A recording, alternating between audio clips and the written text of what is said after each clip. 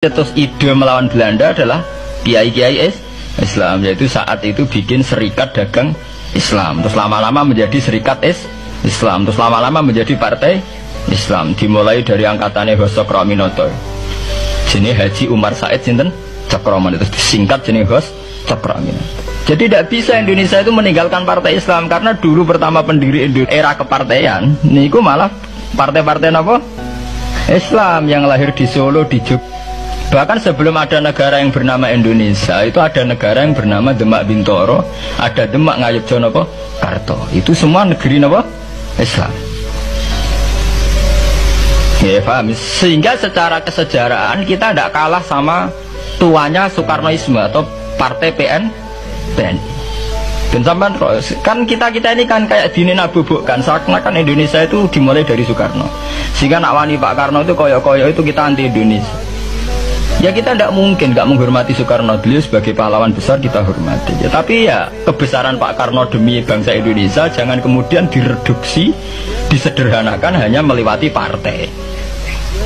Ya itu kan namanya pengkerdilan. Tentu Pak Karno bikin negara ini ya untuk semua bangsa, bukan untuk PDIP saja, bukan untuk partai-partai marhainisme saja, juga bukan untuk partai-partai yang berfaham Soekarnoisme saja. Ya sama, tapi kita juga adil, sebagai kiai juga adil.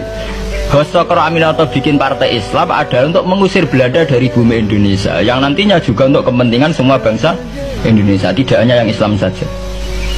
Ya kita adil, sama-sama adil. Saat nasionalisme ya tidak mengurangi keagamaan, saat keagamaan tidak mengurangi nasionalis. Tapi itu tadi kemudian ini dikerdilkan secara politik. Di sawangannya nak wis duet Pak Hasim Mbak Mega nasionalis religius itu sudah ditren. Mangger duet senengane pasangan nasionalis sampai religius. Apa nak nasionalis terus wajib sholat? Apa nak religius terus gak wajib nasional? Sebetulnya itu kan apa kan orang Indonesia terus wajib sholat hanya karena atas nama nasionalisme. Apa nak wis kiai terus wajib bayar pajak? Itu kan pengkerdilan, proses pembohongan ya. Pembohongan secara publik. Proses pembohongan secara publik. Itu dibodokno, sedurunge bodoh itu kan itu kan repot. Namanya sedurunge bodoh dibodokno ngene apa? Nurut. Makanya kalau seneng ya, kayak kemarin Hari Kebangkitan Nasional itu seneng kalau diungkap terus di TV bahwa kebangkitan Indonesia dimulai dari 1908. Pentingnya bahwa orang-orang yang sok Soekarnoisme biar tidak mereduksi Pak Karno hanya milik mereka sendiri, karena bangsa ini berdiri semenjak 1908.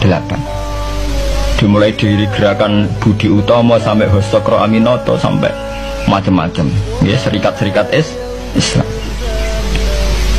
Tapi ini terungkap sausé tukaran.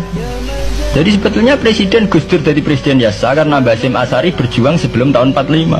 Megawati biasa. Ya karena beliau berjuang lewat bapaknya, ya sama semuanya sah. Pak SBY juga sah, karena keluarga militer. Apa mana dia mantune Sarwaedi sing ra roh sapa? Perjuangannya mertuane. Gak iso adol bapak ya adol mertuane. Pokoknya sing dikena didol pokoknya. Tapi artinya sama, kita secara sejarah itu sama. Kita sebagai santri juga tidak kalah sejarah.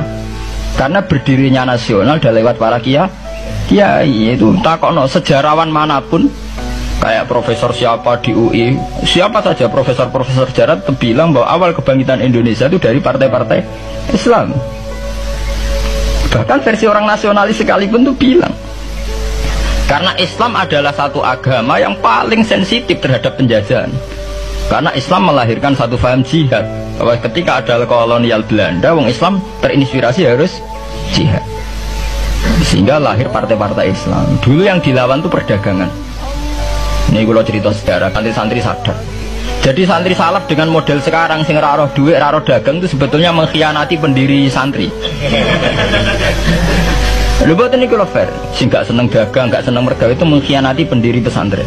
Sama lihat sejarah, tahun 1908 itu namanya tidak SI, tidak Serikat Islam, tapi Serikat Dagang Islam.